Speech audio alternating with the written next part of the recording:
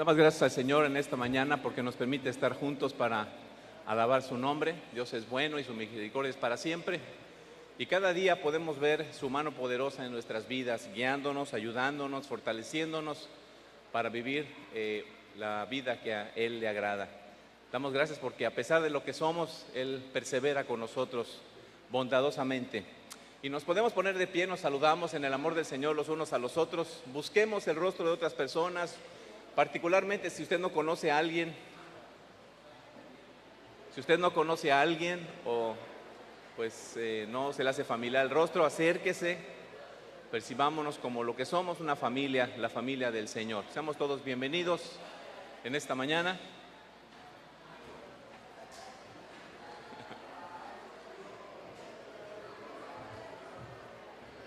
Y que adoremos con todo nuestro corazón a nuestro buen Dios. Seamos todos bienvenidos. Y podemos ocupar nuestro lugar.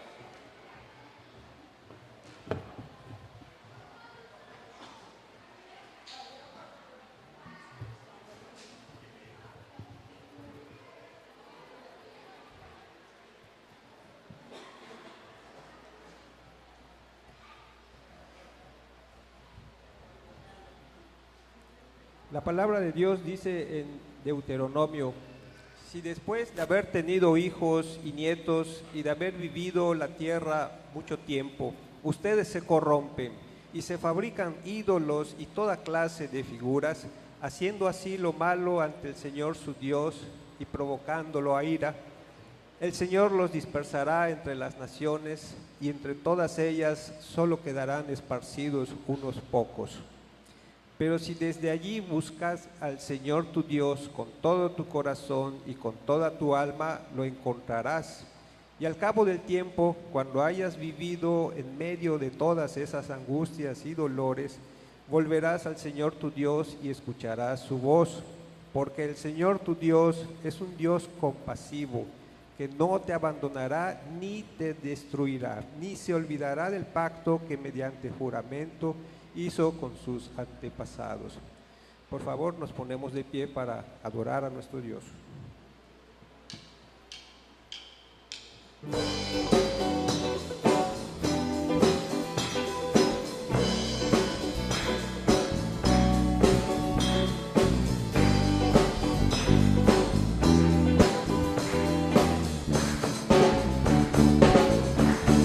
Dios está conmigo, lucha en mi lugar, Él ya ha vencido, siempre vencerá. Yo estaré confiado, no me rendiré, Cristo está en mí. Lleva a Dios mis fuerzas, Él me brinda paz, Cristo ha vencido, siempre vencerá. Yo estaré confiado, no me rendiré, Cristo está en mí. Viviré y confiaré en su poder, me sostendré. Cristo Jesús me liberó y salvo soy.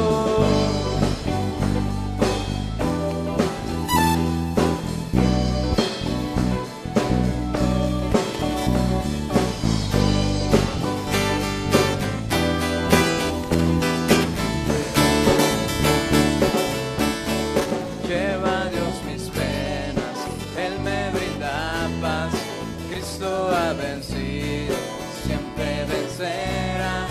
Yo estaré confiado, no me rendiré, Cristo está en mí.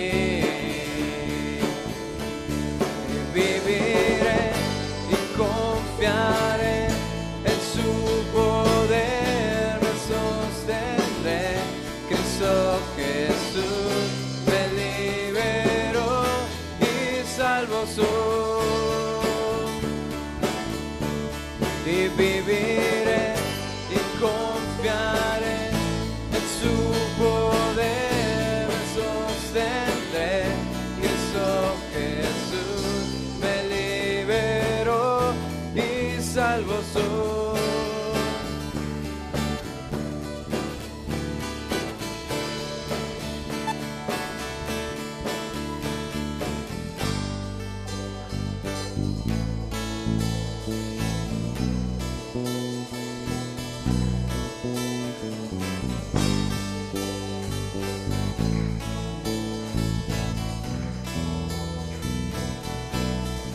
Dios está a mi lado, vence a las tinieblas, su poder me libra de todo pecado y mis enemigos tiemblan ante Cristo. Yo celebraré, cantaré, Dios está a mi lado, vence a las tinieblas, su poder me libra de todo pecado y mis enemigos tiemblan ante Cristo. Yo celebraré, cantaré, viviré y confiaré en su poder, me sostendré. Cristo Jesús me liberó y salvo soy. Y viviré y confiaré en su poder, me sostendré. Cristo Jesús me liberó y salvo soy.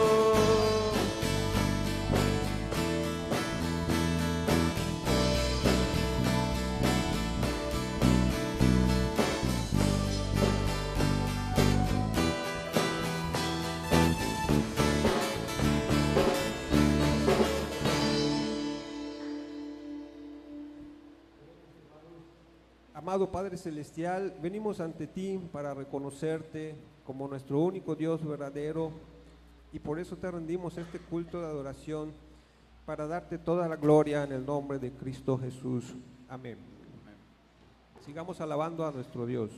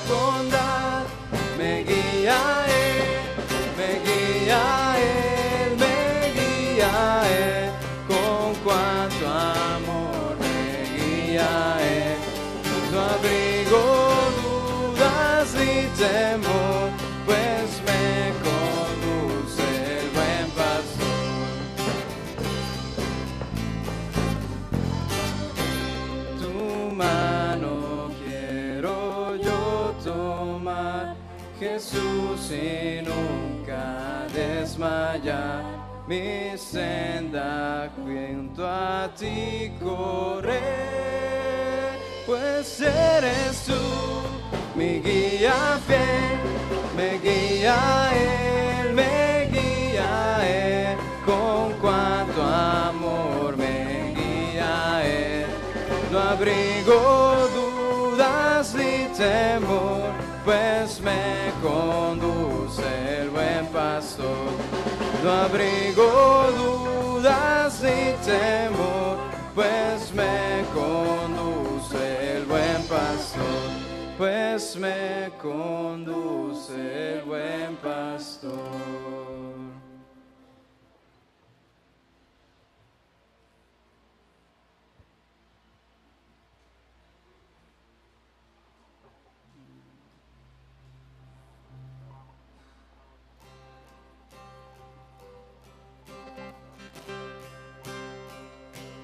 Yo escucho al Salvador decir tu fuerza soy, me sostiene con su amor, todo encuentro solo en Él. Cristo ya pagó toda deuda en mí.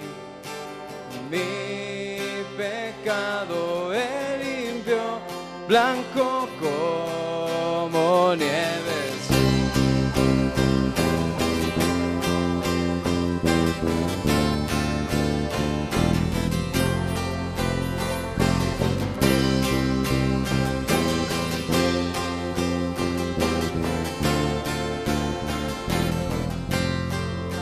Solo tú puedes borrar el pecado en mi ser, mi corazón transformar de vaguezas y pecar.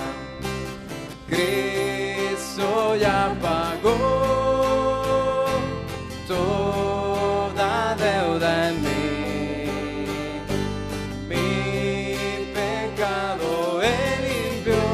Blanco como nieves.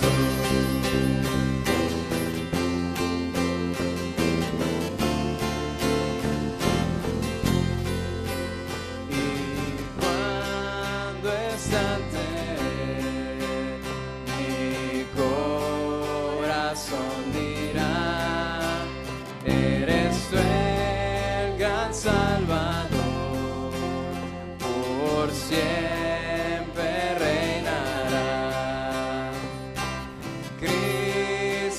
ya pagó toda deuda en mí. Mi pecado Él limpió, blanco como nieve soy. Mi pecado Él limpió, blanco como nieve soy. Blanco como nieve soy, blanco como nieve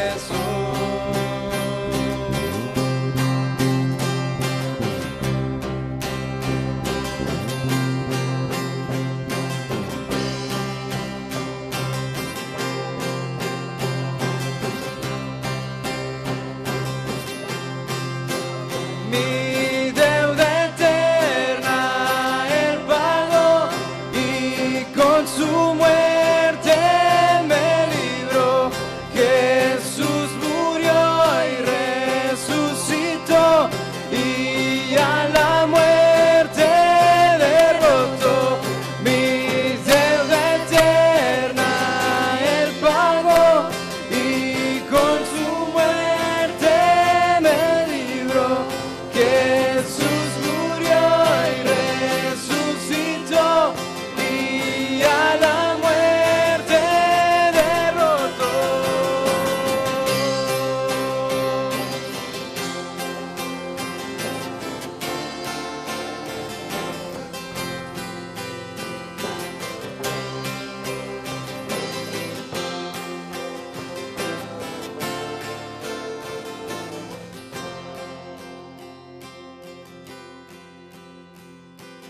Cristo ya pagó toda deuda en mí. Mi pecado Él limpió, blanco como nieve soy. Pueden sentarse, hermanos.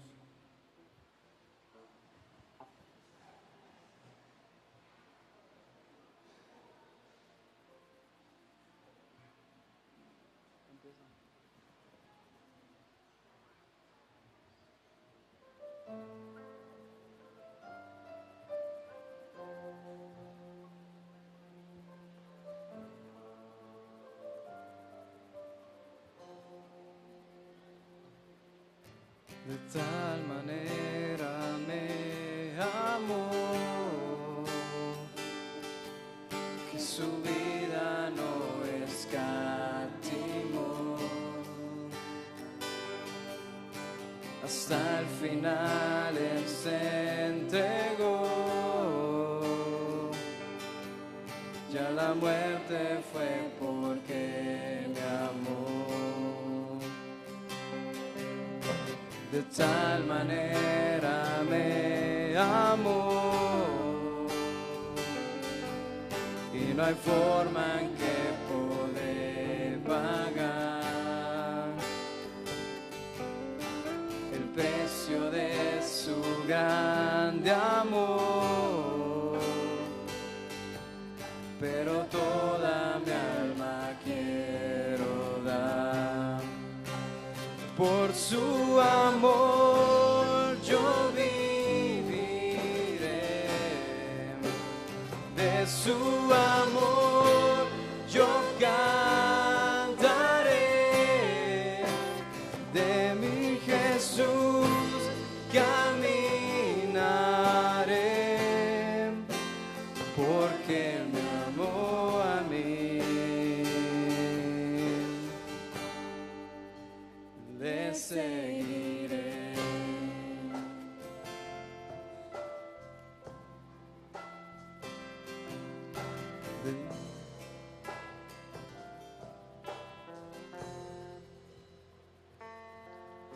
De tal manera me amó, y no hay forma en que podré pagar el precio de su grande amor. Pero toda mi alma quiero dar. Por su amor yo viviré, de su amor yo cantaré, por mi Jesús caminaré, porque me amó a mí. Por su amor yo viviré, de su amor yo cantaré, por mi Jesús caminaré, porque Él me amó a mí. Le seguiré.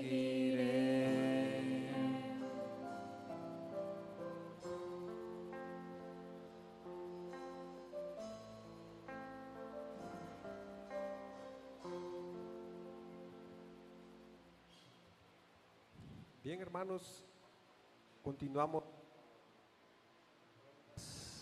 para nuestro Dios, ese momento de ofrendarle a nuestro Dios, continuar adorándolo a través de las ofrendas.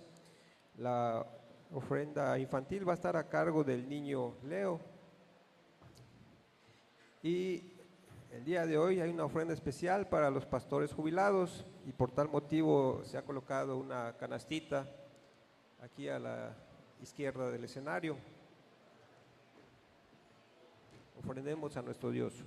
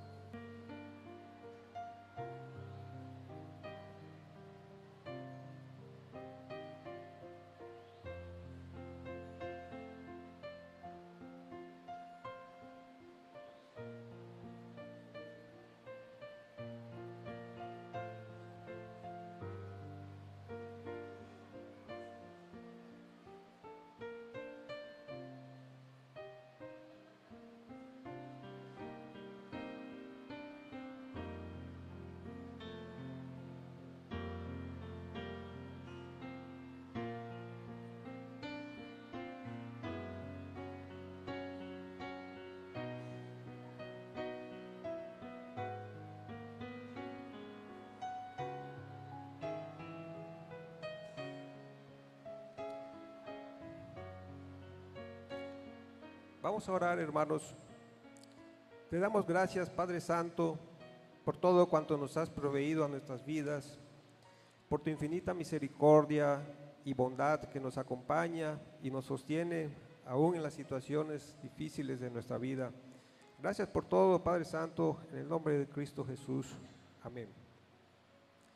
La palabra de Dios dice en el Salmo 37, más vale lo poco de un justo que lo mucho de innumerables malvados, porque el brazo de los impíos será quebrado, pero el Señor sostendrá a los justos.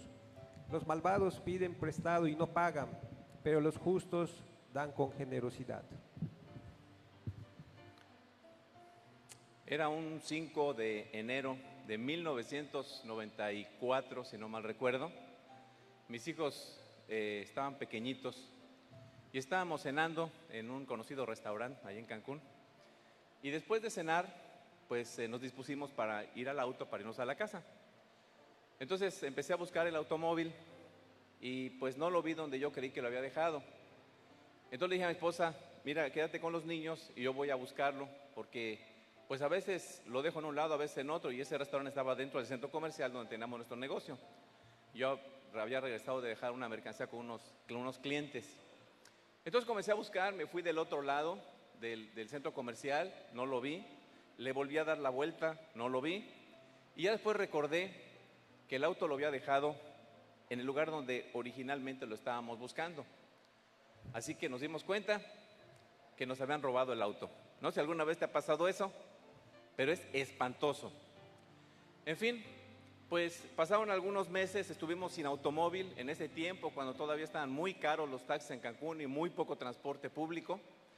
Y ahí estuvimos varios meses sin auto, y un amigo, una persona conocida del mismo centro comercial que tenía un negocio mucho más adelante, estaba vendiendo una Gremlin, me acuerdo, una BAM, un coche así, un tanque de guerra prácticamente, buenísimo, pero destartalado y viejo. Entonces, pues yo le pregunté por el precio, concertamos, le pagué el auto y volvimos a tener auto, un auto muy viejo, muy destartalado, pero nos transportaba de un lugar a otro. Pasado el tiempo, este mismo amigo compró una Caribe amarilla, la usó un tiempo y después la estaba vendiendo. Y entonces le pregunté cuánto, me dio el precio, me recibía la carcacha que me había vendido a cambio, y entonces hicimos la permuta y yo le di la diferencia y me quedé con el Caribe amarillo. Y pasado el tiempo, pues ya pudimos comprar otro automóvil. Pero esta persona quiso comprarme el auto porque yo le tenía en un buen estado, ¿no? El auto que me había vendido, el Caribe amarillo o la Caribe amarilla. Entonces yo le dije, bueno, adelante, yo te lo vendo. Pero él me dijo, tengo un problema, lo que no tengo es liquidez. Yo te lo puedo pagar en 3 exhibiciones, o sea, la tercera parte cada mes. Así que en 3 meses, más o menos, yo te pagaría todo. Le dije, no hay ningún problema, no firmamos ningún papel, no hicimos ningún tipo de trámite, ninguna hoja. Eso sí, pues yo me quedé con los documentos, ¿verdad? Y entonces, pues esperando que la persona me diera lo que me había prometido que me iba a dar. Pasó el primer mes, pasó el segundo mes, y yo lo buscaba en su negocio, y no estaba, se negaba. Y como sabía dónde vivía, me daba mucha pena ir a su casa, pero ya después de 2 meses y medio, dije, bueno, pues voy a ir a su casa, ni modo. Fui a su casa, salió su esposa y me dijo, mi esposo no está. Le dije, mira, el coche está allá afuera, así que dile que o sale o me espero a que salga. Así que aquí me quedo, tú escoge. Tiene que salir en algún momento, de aquí me voy a estar hasta que no salga. Pues no le quedó de otra y el esposo salió y se empezó a defender más que a disculpar. Le dije, mira, pues la cosa es muy sencilla. Yo nada más te voy a hacer una pregunta muy, muy fácil, muy sencilla. ¿Me vas a pagar sí o no? Nada más. Y me dijo, bueno, más bien no me dijo nada, se quedó callado. Digo, entonces tu silencio me está indicando que tú no piensas pagarme. Y se quedó callado. O sea, no me dijo, no, ¿cómo crees? Espérame, me ofende que... Nada, se quedó callado completamente. Y yo llevaba los documentos del automóvil. Y como pues familiarmente nunca hemos estado en pleitos de juzgados y problemas de esos, le dije, mira, vamos a hacer las cosas fáciles, sencillas. Ten los documentos, si tienes palabra, me buscas y me pagas. Si no, pues no me vas a pagar. Pero ten los documentos, no hay ningún problema. Yo con esos documentos lo pude haber metido en serios aprietos, en serios, muy serios problemas. Sin embargo, se los di. Y ya me di la media vuelta, e iba yo caminando hacia la calle, y toda me dice: oye, gracias por la cachetada con guante blanco que me acabas de dar. Pero realmente las cachetadas después me las dio mi esposa en la casa, casi, y con justa razón. Con justa razón. Y dado esta historia, estaba yo leyendo hace ya un tiempo de un autor llamado Darrell Miller, no recuerdo en cuál de sus libros, una historia que él estaba contando a un auditorio, una audiencia de personas en un país, ahora le llaman en vías de desarrollo, ya no somos tercermundistas, en vías de desarrollo. Entonces, Darrell Miller estaba comentando una experiencia que él vivió en Holanda. Darrell Miller dice que llegó a Holanda y conocía a una persona ahí, y pues estuvo con esa persona porque iba por cuestiones también de compartir la palabra. Y entonces esta persona le dijo: oye, ¿sabes qué? Acompáñame para ir a comprar leche. Hay una granja aquí cerca de la casa. Y le dijo: pues sí, adelante, vamos. Y entonces dice Darrell Miller que fue con esta persona, caminando ahí en el campo, ¿no?, a la granja. Y entonces llegó esta persona donde despachaban la leche, o donde se despachaba la leche, tomó la leche que tenía que llevar, puso en un cajón de madera dinero, tomó su cambio, que correspondía de acuerdo a la cantidad de leche que tomó, y se fueron. Y entonces, eso lo estaba platicando Darrell Miller en una audiencia, en un auditorio. Y dice que varias personas se comenzaron a reír en ese auditorio de ese país en vías de desarrollo. Y varias personas se comenzaron a reír. Y Darrell Miller le dijo: bueno, no sé qué dije de gracioso, díganme ustedes cuál fue el chiste. Y una persona se levantó y dijo: señor, si ese granjero hubiera hecho lo mismo en este país, nos hubiéramos robado el cajón, nos hubiéramos robado el dinero, nos hubiéramos robado la leche, nos hubiéramos robado las vacas y hubiéramos desmantelado la granja. Esa es la realidad de un país con una cosmovisión no cristiana. Y este autor hablaba de la gran importancia que tiene la honestidad para una nación, para el desarrollo de una nación. Y este autor interesantemente decía que las naciones que son súper desarrolladas son naciones que han alcanzado ese nivel de desarrollo porque es la honestidad lo que ha impulsado el desarrollo de esas naciones. Lamentablemente, en países como el nuestro, como ya los supermercados, por ejemplo, saben lo que la gente de hecho se va a robar, ya tienen calculado lo que la gente se va a robar. ¿Quién creen ustedes que paga lo que otros se roban? Uno se pregunta: bueno, ¿por qué están las cosas ahora tan caras? Ciertamente la inflación o lo que sea. Pero los comerciantes tienen que calcular ese porcentaje para la mercancía, para que los que sí paguemos lo que otros están robando. O sea, la deshonestidad encarece un producto. Y no solo eso, se necesitan cámaras, se necesitan clips de seguridad, se necesitan vigilantes, se necesitan cajeros, se necesitan supervisores de los cajeros, se necesitan gerentes que supervisen a los supervisores que supervisan a los cajeros. Y toda esta estructura que procura poner orden y tratar de mantener, digamos, limpio de robo ese lugar, pues toda esa estructura, ¿quién la paga? La pagamos nosotros. Y la otra vez yo escuchaba a un economista que decía que a veces los mexicanos nos preguntamos, por ejemplo, en el caso de México, ¿por qué las tasas de interés están tan elevadas? ¿Por qué no son tasas más justas? Y decía el economista: bueno, lo que pasa es que en nuestro país hay un alto índice de personas que no pagan sus créditos. ¿Y quiénes creen que subsanan al banco para que el banco no pierda lo que otras personas no pagan? Pues los que sí pagamos. Entonces, eso hace que las tasas de interés, en parte, ese es un factor por el cual las tasas de interés tienen que elevarse, para que nosotros, los que sí pagamos, tengamos que pagar a los que no pagan, porque el banco nunca va a perder. Él va a buscar la manera de poder tener o de poder subsanar esas pérdidas. O sea, la deshonestidad encarece los productos. La deshonestidad provee el atraso, la violencia, la corrupción en todos los niveles sociales y de gobierno. Y lamentablemente en nuestra cultura latinoamericana generalmente nos caracterizamos por ser personas corruptas y deshonestas. O sea, nos quejamos del gobierno, nos quejamos de los gobernantes y decimos, no hay ni a cuál ir, está uno quejándose de los gobernantes, pero todos somos partes de la misma corrupción, a todos los niveles hay corrupción y el pueblo mismo es corrupto, nosotros somos corruptos, a un nivel micro, otro será a un nivel macro, pero la corrupción, la deshonestidad en nuestra cultura latinoamericana es lamentablemente un estilo de vida común.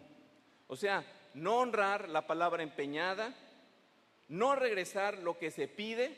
O sea, si tú pides algún producto, alguna persona le pides alguna cosa, se espera que tú puntualmente le regreses cuando tú dijiste que ibas a regresar esa cosa. Y la vas a regresar en buen estado, porque a veces se regresa rota, pero dobladita o de alguna manera puesta, para que no se note que la estás regresando defectuosa. Pero esa es parte de nuestra cultura corrupta, ¿no? No pagar lo que se debe, prometer lo que de entrada se sabe que no se va a poder pagar. Los fraudes, mentir sistemáticamente para conseguir lo deseado, el plagio, las trampas, el cohecho, el soborno, el pirataje, el testimonio falso y todas estas cosas son el pan de cada día. Tal parece que la deshonestidad es la manera más, bueno, obviamente pragmática, pero efectiva, pragmáticamente hablando, efectiva para conseguir lo que uno desea. Por eso es que se necesitan cerros de documentos, firmas, lectores de huella, vigilantes, cámaras de seguridad, supervisores, comprobantes y todo este tipo de cosas para tratar de asegurar que las personas no hagan, no roben, no hagan cohecho, no roben. Todo esto para asegurar que se cumpla lo prometido, para evitar el fraude. Ahora bien, el fraude, la corrupción y todo este tipo de cosas que caracteriza a nuestra cultura latinoamericana es comprensible, aunque no justificable, jamás justificable, pero es comprensible de una persona que no conoce a Dios. Para una persona que no conoce a Dios, los valores son relativos. Sigue los impulsos de tu corazón.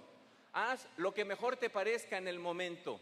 Si esto funciona, hazlo, ¿no? Entonces, para una persona que no tiene valores absolutos, pues es comprensible que esa persona actúe de esa manera, sea corrupta, sea deshonesta, no pague lo que debe, etcétera, etcétera. Es comprensible, nunca justificable, pero comprensible porque viven en la oscuridad, porque no conocen a Dios, porque no han sido regenerados por el Espíritu Santo, porque tienen una conciencia corrupta.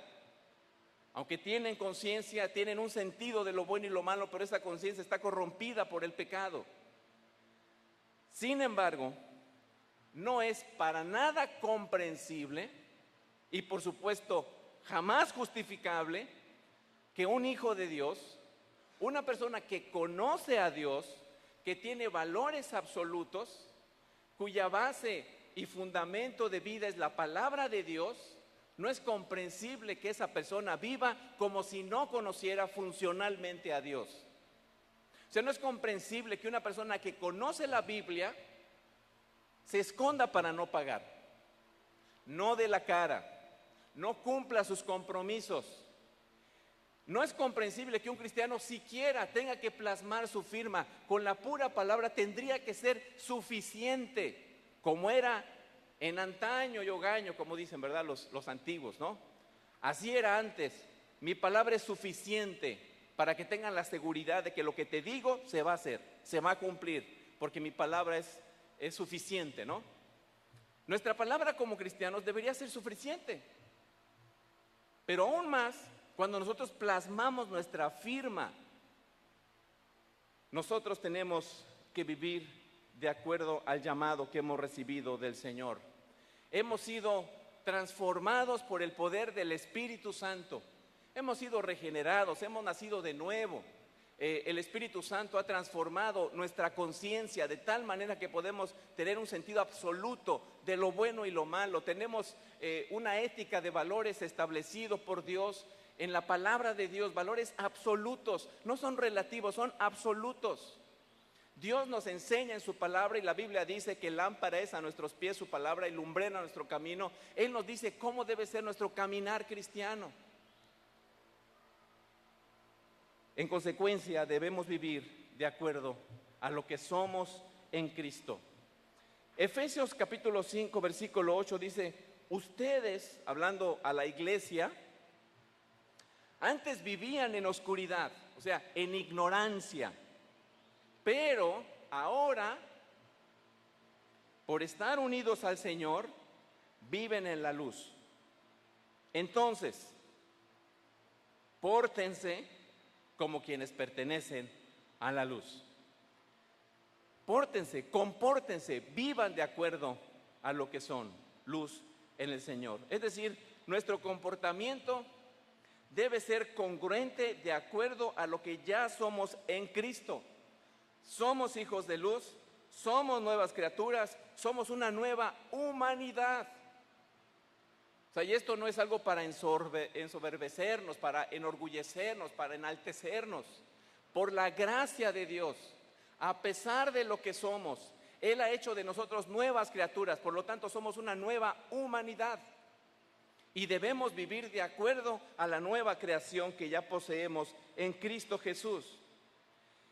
Ahora, hemos hablado de lo general, qué es lo que Dios espera de nosotros, cómo debemos vivir. En lo general, cuáles son las pautas culturales erróneas, ¿no?, con las que viven las personas y los presupuestos latinoamericanos.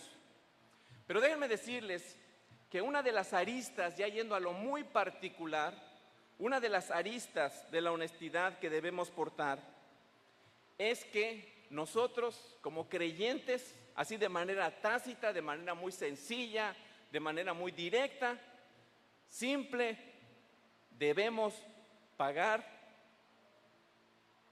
nuestros compromisos. Como decía aquella canción antigua, ¿no? Toma chocolate, paga lo que debes. Los creyentes debemos caracterizarnos por ser personas limpias, íntegras, honestas, para que las personas digan, pues mira, yo creo que esos son medio fanáticos, están medio raros, quién sabe qué hagan ahí donde se reúnen, pero una cosa sí puedo decir, estas personas tienen palabra, estas personas son diferentes, estas personas sí pagan lo que deben. Es increíble ver el testimonio de esta gente. Los cristianos debemos ser conocidos como personas honestas, que devolvemos lo que pedimos prestado. Y déjenme decirles, lamentablemente, y eso se ve, ¿no?, ahí en las redes sociales, los cristianos nos quejamos, cómo es posible que el gobierno y que aquí, que allá. Hermanos, el cambio, ¿sabes dónde empieza? Empieza por nosotros mismos, en nuestro propio corazón. Y de nuestro corazón, de nuestras propias vidas, de esa convicción cristiana, pues esto por supuesto, ¿no?, que se pasa a los hijos, ¿no?, al cónyuge, a los hijos, al vecindario.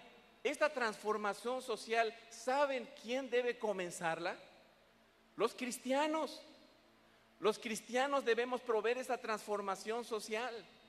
Tenemos ese potencial como nuevas criaturas en Cristo. Debemos pagar las deudas contraídas, y aunque sean deudas en ocasiones no necesitadas. Hay decisiones que debemos tomar para no endeudarnos, y a veces decisiones drásticas, cuando no podemos pagar lo que pedimos prestado. Recuerdo que mis hijos, cuando estaban chicos, iban a una escuela, una muy buena escuela. De hecho, ahí aprendieron a nadar en esa escuela. Mi hija empezó a hacer una letra así, como las letras antiguas, de manuscrito, preciosa. O sea, era una escuela, buena escuela, buenísima escuela. Pero llegan de repente rachas inesperadas, donde uno dice, pues ¿qué hacemos? ¿Nos endeudamos para que siga en esa escuela tan buena? ¿O somos honestos y reconocemos que no podemos pagar esa escuela y buscamos una escuela diferente o una escuela de gobierno? ¿Qué es lo que uno no quisiera para sus hijos en ocasiones. Uno quisiera una escuela particular y buena escuela. Todos quisiéramos eso para nuestros hijos. No quiere decir que las escuelas de gobierno no sean buenas, pero uno quisiera una escuela particular porque esa escuela te garantiza, ¿no?, la calidad de la educación para tus hijos y que tus hijos puedan, pues, catapultarse, ¿no?, en este sentido, académicamente. Pero cuando no se puede, pues no se puede. Inexplicablemente tomamos la decisión en ocasiones de comenzar a endeudarnos. Y no es por un mal deseo, pero sí es una decisión equivocada. Romanos 8, ¿verdad?, dice: no tengas deudas con nadie. No tengan deudas con nadie. No está diciendo que no nos endeudemos los cristianos, pero siempre debemos procurar pagar lo que nosotros debemos pagar. Pero eso no será posible vivir sin deudas si nosotros compramos objetos, servicios o productos de manera irresponsable, sin planear sabiamente los recursos que Dios generosamente nos da. Si no tenemos claro ni siquiera lo que ganamos y gastamos como si supiéramos lo que ganamos y pensamos que podemos pagar todo lo que nosotros firmamos, irresponsablemente nos llenamos de deudas y después ya no sabemos qué hacer con esa montaña de problemas que tenemos. A veces nuestro endeudamiento es pasional. Vamos caminando por un pasillo, vemos algo y decimos: esto lo necesito. Platicando con un gran economista, ¿verdad?, esta semana, el miércoles, concordábamos, decíamos: es que ir, por ejemplo, a una tienda departamental cuando hay venta nocturna, cuando hay Buen Fin, cuando hay ese tipo de cosas, con la tarjeta departamental, para no comprar nada, según nosotros, solo para ver, solo para pasear, es un gran error. Esas son las deudas pasionales. En ese momento son tantos meses, sí podemos, firmamos y la verdad nos metemos en problemas y problemas y problemas de deudas. Somos muy pasionales. Así que se trata de solicitar créditos pagables, no impagables, y pagar lo que debemos. Si tomamos algo prestado, lo debemos devolver en el estado en el que nos prestaron puntual y diligentemente. Si pedimos prestado dinero a una persona, lo debemos pagar. Y si va a haber pues algún tipo de retraso en el pago, el cristiano debe dar la cara. Debe ser el primero en presentarse y decir: tengo un problema, pero en tanto tiempo yo resuelvo este problema y te voy a pagar. Tenemos que dar la cara. Si nos comprometemos, nuestra palabra debería ser suficiente para responder por el bien solicitado. De no ser así, fíjense, de no ser así, como cristianos estaremos actuando como impíos y no como creyentes. Por eso dice la Biblia en el Salmo 37, 21: los malvados piden prestado y no pagan, pero los justos dan con generosidad. Fíjense, la Biblia dice que generalmente, quienes están pidiendo prestado y prestado y prestado, generalmente, dice, son los malvados. Pero los justos no se caracterizan por estar pidiendo y pidiendo y pidiendo. Los justos se caracterizan por compartir a las personas que lo necesitan. Ahora, esta declaración que hace la Biblia es muy, muy fuerte. La palabra que se traduce como malvados es la palabra hebrea rasha, que quiere decir impío. Fíjense, esta palabra es la que se usa en Génesis, la palabra malvado, para hablar de las personas que no pagan. Esta palabra malvado o impío es la que utiliza el libro de Génesis para hablar de las personas de Sodoma y Gomorra. Y no es necesario decirles qué caracterizaba a las personas de Sodoma y Gomorra, ¿no? Vivieron una vida completamente promiscua. Y dice: esas personas son personas malvadas, esas personas son personas impías. Esta palabra es la misma palabra que usa el profeta Isaías para hablar de los gobernantes corruptos, los tiranos, los gobernantes faltos de compasión, los violentos, los abusivos. Ese gobernante es un gobernante malvado, es un gobernante injusto, es un gobernante impío. Esta palabra la utiliza la Biblia en Job para hablar de los malvados y asesinos. En Proverbios se utiliza para hablar de los necios que viven sin ley, que viven apartados de la palabra de Dios, que viven sin Dios. La palabra malvado caracteriza a la persona no religiosa, a la persona atea, ya sea funcionalmente o ya sea confesionalmente, pero la palabra malvado es una palabra que se utiliza para hablar de una persona que es atea, que no conoce a Dios, que no teme a Dios. Esa es la persona malvada. Así que esta palabra es una palabra, hermanos, bastante fuerte. Y esto nos deja ver que el pecado de no pagar lo que se debe a los ojos de Dios no es una falta menor. Porque la palabra malvada, según la Biblia, es la palabra fornicaria, es la persona fornicaria, es la persona corrupta, es la persona abusiva, es el asesino, es el necio, es la persona insubordinada a Dios. Asimismo, dice la Escritura, es la persona que no paga lo que debe. Es decir, este no es un pecado menor, un pecado insignificante. Pues si yo soy así, de repente no pago lo que debo, pero yo no adultero, no tomo, no fumo, no bailo, es más, ni voy al cine, yo soy una persona buena, pero no pago lo que debo. No es un pecado pequeñito. A los ojos de Dios, no es una falta menor. Pero en este mismo pasaje, dice que el justo da generosamente. Esto sucede como con los hermanos de Macedonia, ¿no? Porque dice la Biblia que en Jerusalén, en 2 de Corintios capítulo 8, dice que en Jerusalén había una gran necesidad. Y entonces el apóstol Pablo, con ese corazón pastoral, pues le pide a todas las iglesias que él había fundado que apoyen a las personas que se encontraban en necesidad en Jerusalén. Y entonces manda a hacer una colecta a todas las iglesias, y las iglesias de Macedonia, es decir, la iglesia de Berea, la iglesia de Filipos, la iglesia de Tesalónica, eran iglesias que estaban en una gran pobreza, en una gran necesidad. Pero esas iglesias fueron las primeras que levantaron la mano. Y el apóstol San Pablo les dice, hermanos, yo me imagino por la expresión que usa la Biblia, ¿no? De que ellos nos rogaron que les permitiéramos compartir para las necesidades de las personas. Yo imagino que el apóstol les decía, hermanos, ustedes no están para dar, ustedes están para recibir. Sin embargo, estas personas, aún en medio de su pobreza, siendo justos, ellos estaban dispuestos a dar para las personas que se encontraban en necesidad. Así que no solamente la iglesia debe caracterizarse por pagar lo que debe, sino también debe caracterizarse por ser generosa.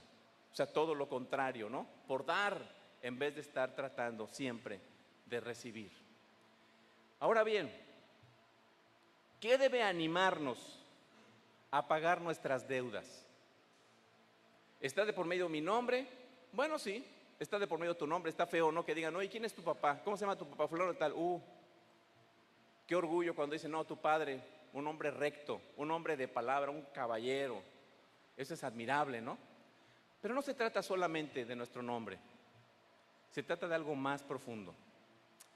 Hermanos, nosotros debemos pagar nuestras deudas. Porque tenemos un Redentor que no le ha quedado a deber nada a nadie. Tenemos un Redentor que paga sus deudas puntualmente. Y usted dirá, bueno, Cristo es nuestro Redentor. ¿Cómo es que Cristo paga sus deudas? Él nunca pidió prestado. Pero dice la Biblia que Él tomó nuestras deudas. Él salió como nuestro fiador. O sea, Él tomó nuestras culpas, Él tomó nuestros pecados. Y Él pagó hasta el último de nuestros pecados. Vamos a decirlo de esta manera, Él se endeudó por nosotros. Nosotros éramos un pueblo endeudado espiritualmente. Y era una deuda eterna. La verdad, nos íbamos a ir al infierno. Era una deuda eterna. Jamás alcanzaríamos a pagarla, aunque estuviéramos toda la eternidad en el infierno. Nunca hubiéramos alcanzado a pagar nuestras deudas con Dios. Pero Cristo toma nuestras deudas, toma nuestra culpa y la paga por nosotros. Él no quedó a deber un solo centavo, todo lo pagó el Señor. De hecho, acabamos de cantar un canto muy hermoso, ¿no? Cristo ya pagó toda deuda en mí. Cristo ya pagó toda deuda en mí. Mi pecado Él limpió, dice la Biblia, dice el canto. Mi pecado Él limpió, blanco como nieve soy. Debo pagar mis deudas, primariamente, porque glorifico a Dios y exalto la obra de redención de Cristo cuando lo hago. Cristo no quedó a deberle absolutamente nada a nadie. Cuando pagamos nuestras deudas, hermanos, estamos siendo portadores de la imagen de Cristo, estamos glorificando a Dios, estamos mostrando cómo se vive la vida cristiana, estamos mostrando cómo es que nosotros somos una nueva creación para la gloria de Dios Padre. Debe caracterizarse por ser fiel, por ser honesto, por ser justo. Un cristiano no necesita un papel, su palabra es suficiente y se debe honrar para la gloria del Señor. Así que damos gloria a Dios cuando lo hacemos de manera vivencial, alabamos el nombre de nuestro Dios y a Él y solo a Él la gloria. Oremos. Señor, estamos muy agradecidos porque tú nos ayudas, Padre, a poder entender el mundo en el que vivimos y la forma en que debemos vivirlo, Señor. Ayúdanos a entender como creyentes que nosotros somos factor de transformación, que nosotros no debemos amoldarnos a este mundo, que no es lo normal esconderse, no pagar, que no es lo normal. Eso hacen los malvados, dice tu palabra. Pero como justos, ayúdanos a vivir en justicia. Y no solamente, Señor, a pagar lo que debemos, sino a compartir lo que tenemos. Gracias te damos, porque a través de este pueblo puedes mostrar al mundo una manera diferente de vivir, pero la finalidad de todo es dar gloria y exaltar el nombre de nuestro bendito Redentor, que ha pagado todas nuestras deudas. Te lo suplicamos, Señor, con acción de gracias en Cristo Jesús. Amén. Y ahora, mis amados hermanos, que el amor de Dios Padre, la gracia de nuestro Señor Jesucristo y la comunión de su Santo Espíritu sea con todos ustedes y con sus familias hasta que el Señor vuelva en gloria por segunda vez. Amén. Hermanos, antes que nada quiero comentarles que hay una cestita aquí adelante de mi lado derecho, hablando de la generosidad también, que pues son ofrendas que se recolectan para los pastores que ya no están en posibilidad de pues hacer el trabajo pastoral, ¿verdad? Por la edad. Así que si usted dispone en su corazón poder compartir para la necesidad de estos hermanos pastores que han dado su vida a la obra del ministerio, lo puede hacer libremente al terminar el culto. Queremos compartirles también, hermanos, que ustedes no se han dado cuenta, aquí en el estacionamiento hay como una L, ¿no? Se hizo una L al lado en la esquina así del lado izquierdo, al final del estacionamiento. Se hizo como una L y la finalidad es que se estacionen 2 automóviles para que ese caminito de concreto pues puedan usarlo las personas que traen silla de ruedas, personas que traen andaderas o personas que tienen dificultad para caminar. Digamos, eso es un área para personas embarazadas, personas minusválidas, ¿no? Personas que no tienen la capacidad motriz para poder, ya sea temporal o permanente, moverse como normalmente. Todavía no está señalado y sé que todavía, pues, muchos no entendemos para qué está eso, ¿no? Ese caminito, así como ese ángulo, esa L.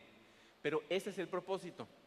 Así que dejemos un espacio, no nos peguemos ahí, dejemos un espacio lo suficientemente amplio para que esos 2 lugares puedan ser utilizados por personas que tienen esta necesidad. Ya posteriormente se va a pintar, pero poco a poco podemos ir respetando ese lugar.